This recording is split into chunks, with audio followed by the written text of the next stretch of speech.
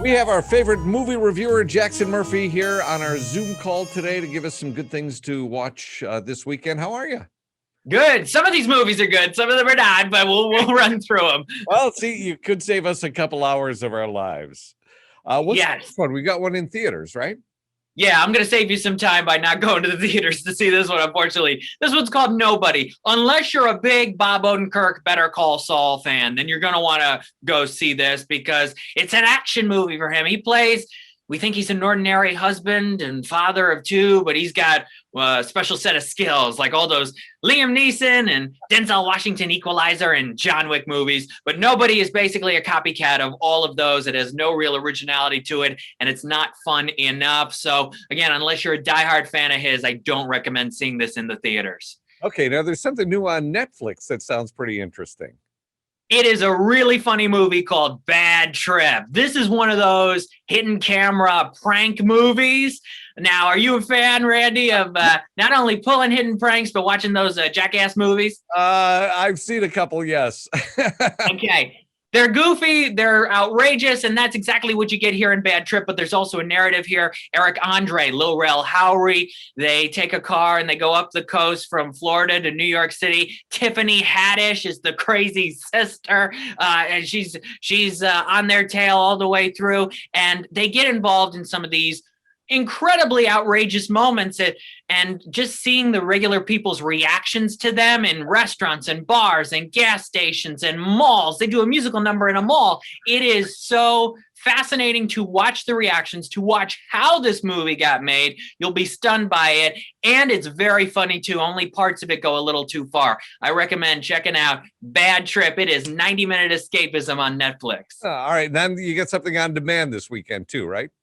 Yeah, this is a drama called 6 Minutes to Midnight. It stars Eddie Izzard. He also co-wrote it, and Judi Dench is in it as well. And it's about this boarding school for girls in England in 1939 on the eve of World War II.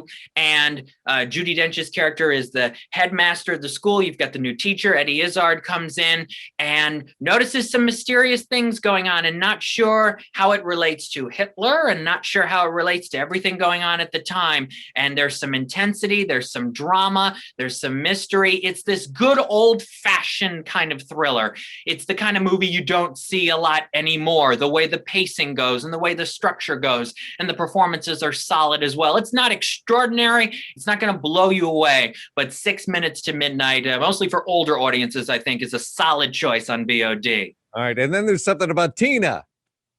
Tina Turner. It's the new Tina Turner documentary premiering Saturday night, 8 o'clock on HBO. It is excellent. One of the standout movies of the year so far. It chronicles her life story in her own words from a couple interviews back in the 80s, including one for People magazine, as well as a new interview she did in Switzerland for these filmmakers in 2019.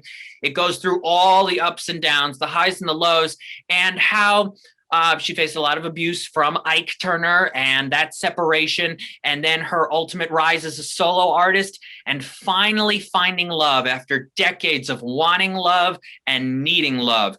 The way this movie is structured is a real technical achievement and an emotional one as well. Well, a powerful movie. Recommend. Even if you don't know a lot of Tina Turner songs, if you're a fan of music in general, you should watch Tina Saturday night on HBO. Wow, that sounds good. Now, this weekend, we also have a movie that was filmed here in the Capital Region that is out on demand called Shoplifters of the World.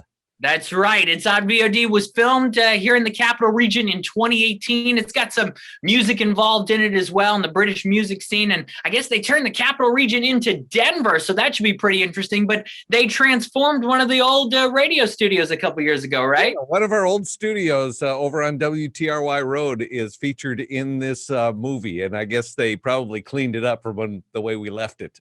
So that's pretty interesting to see.